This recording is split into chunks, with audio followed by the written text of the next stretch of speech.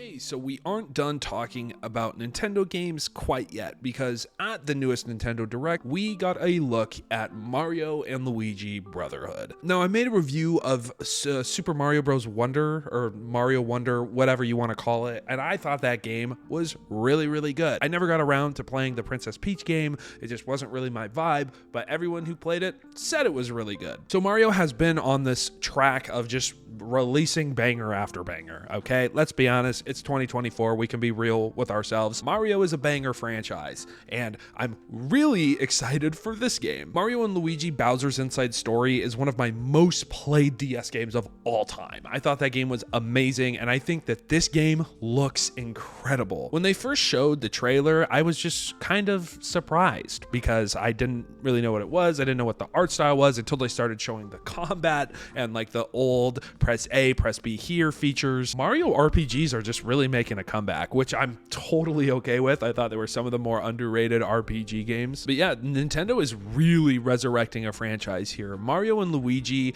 is one of, I think, the more unique sides of the Mario games that we've just kind of been lacking recently. I mean, obviously we had like the Mario RPG remake, which is totally fine, and we had like the Peach game and Mario Odyssey and all of the Mario Party games, but one of the reasons I love this franchise in particular is because you can go so many different directions with Mario. You can have a Donkey Kong game, you can have a Luigi's Mansion game, you could have WarioWare, and something that I felt was always missing was a Mario and Luigi's type of game on the Switch. Now, what I do wish that this was either, I wish that they would port or kind of remake some of the older Mario and Luigi games to go alongside this, because I really don't know how many people who own a Switch right now actually played these older games, because the Switch is about 7 years old now, 8 years old. So I think that a lot of the owners of it are going to be on either the younger side or they're going to be in my camp, where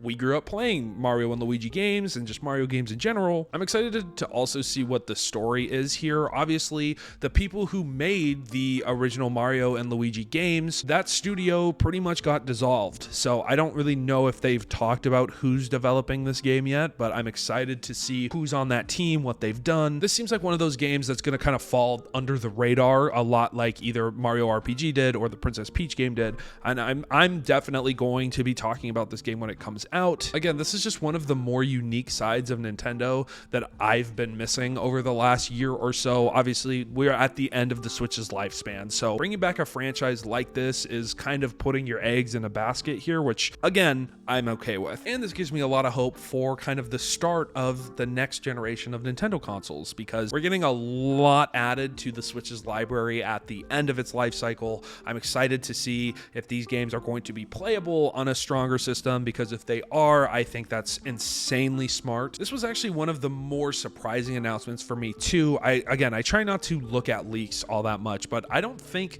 there was a leak anywhere that talked about Mario and Luigi getting another installment. The art style here is definitely a little bit jarring for me. I was expecting, if we were ever to get another one of these games, for it to look more toned to the Mario and Rabbids games, where they look pretty much as Mario as you can. This kind of looks like a blend of Paper Mario and the Mario and Rabbids games, with a little bit of like harder stroke outlines on the character models, which totally okay with me. I love when companies experiment like this. And if this is a outside dev team, someone that Nintendo is either partnered with or someone they like semi-own, I think this is great, because it just shows that they're still willing to give out bigger IPs to other dev teams, so that way the main like Mario Odyssey dev team, they can work on whatever they're working on. I think a similar thing is true for the Zelda game we're getting, or the Link whatever, the Legend of Zelda one, where you play as Zelda. Don't know the name off the top of my head. But these types of variations I think are really important, because these are what made Nintendo so special to me, and I'm excited to see where it goes from here. That's it from me for today. Shorter video, I apologize, but let me know